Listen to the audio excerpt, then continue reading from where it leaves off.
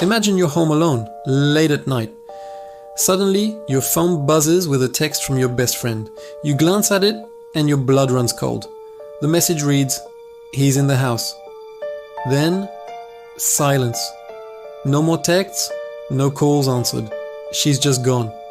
This isn't the plot of a horror movie. It's the terrifying reality that unfolded for the friends and family of 19-year-old Sarah. On a quiet Tuesday evening, Sarah was settling in for the night when her life took a dark and mysterious turn. What happened in that house? And who was he? Today, we're diving deep into a case that has baffled investigators and haunted a community for years. Sarah was your typical college student, bright, bubbly, and full of dreams. She was studying to be a graphic designer, loved hiking with her friends, and had a close relationship with her family. Her life was ordinary in the best possible way.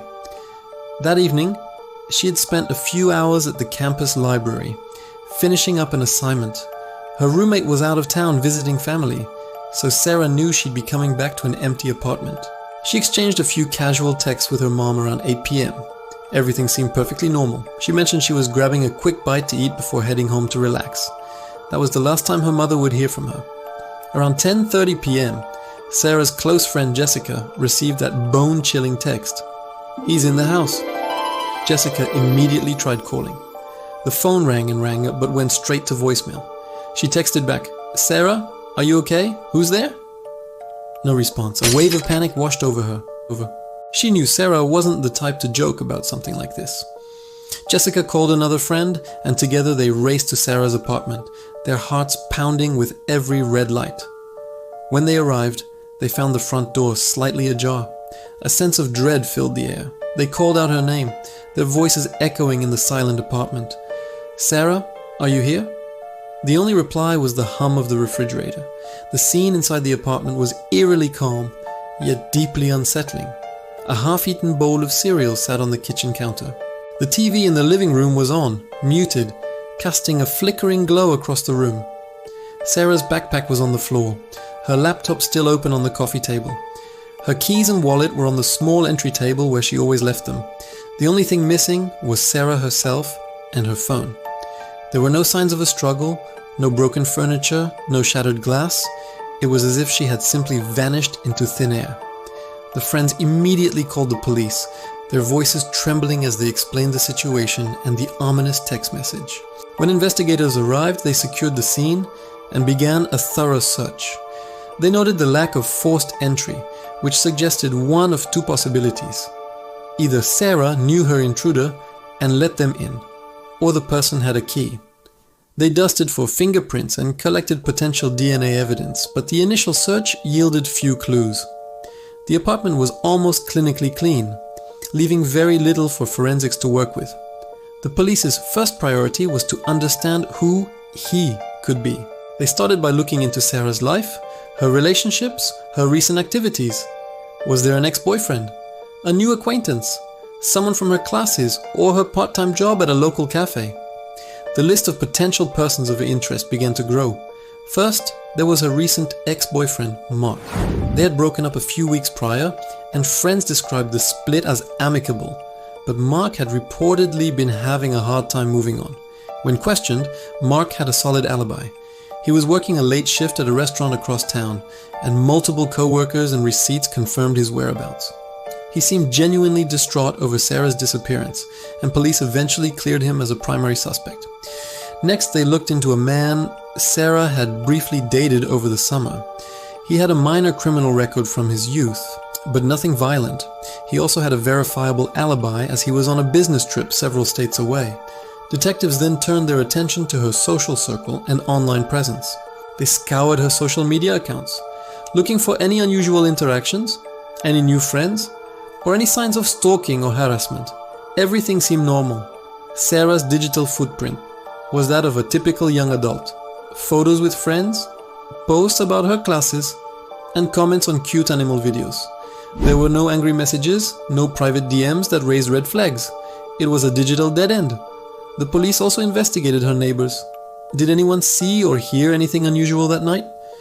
One neighbor recalled hearing a car door slam around 11 p.m. but didn't see the vehicle. Another thought they heard a faint, brief argument but couldn't be sure where it came from and had dismissed it as a TV show. These slivers of information were too vague to form a concrete lead. The biggest clue remained the text message itself. He's in the house. The wording was specific. Not someone, but he. This implied that Sarah knew or at least recognized the person who was there. The police tried to triangulate the location of her phone. The last ping came from a cell tower near her apartment building around the time the text was sent. After that, the phone was either turned off or destroyed. Without the phone, a crucial piece of evidence was missing. Was there more information on it? Drafted texts? Recent calls? Photos? We may never know. Days turned into weeks, and weeks into months. Sarah's family and friends organized search parties, canvassed neighborhoods, and plastered missing posters on every lamppost and storefront. The community rallied, holding vigils and fundraisers. The local news covered the story extensively, but as time went on with no new leads, the coverage began to fade. The case was slowly turning cold. Yet for Sarah's loved ones, the nightmare was a constant waking reality. Every ringing phone, every knock at the door brought a flicker of hope, followed by the crushing weight of disappointment. Then, a year after her disappearance, a bizarre and unexpected lead emerged. A maintenance worker at Sarah's old apartment complex, who had been hired a few months after she vanished, was arrested on an unrelated charge. During a search of his home, police found a small collection of items belonging to young women, trophies of a sort. Tucked away in a dusty box in his garage, they found a small silver locket. It was a locket Sarah's grandmother had given her for her 16th birthday, one she never took off. Her family immediately identified it. Hope surged through the investigation. Had they finally found the man responsible? The maintenance worker, a man named David, had a sealed juvenile record for stalking.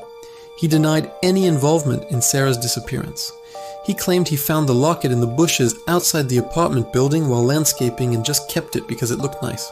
His story seemed weak, but investigators had a problem. They had the locket, which placed him as a strong person of interest, but they had no other physical evidence tying him to the crime. His DNA wasn't found in the apartment, and he had no known connection to Sarah. Without a confession or a body, prosecutors felt they didn't have enough to charge him with kidnapping or murder. He was convicted on the unrelated charge and served a short prison sentence. To this day, he remains the primary and only significant suspect in Sarah's disappearance.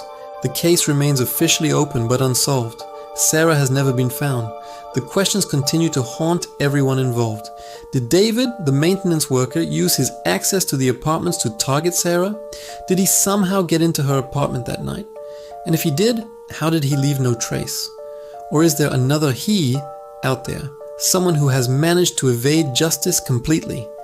Sarah's family holds on to the faint hope that one day they will get answers.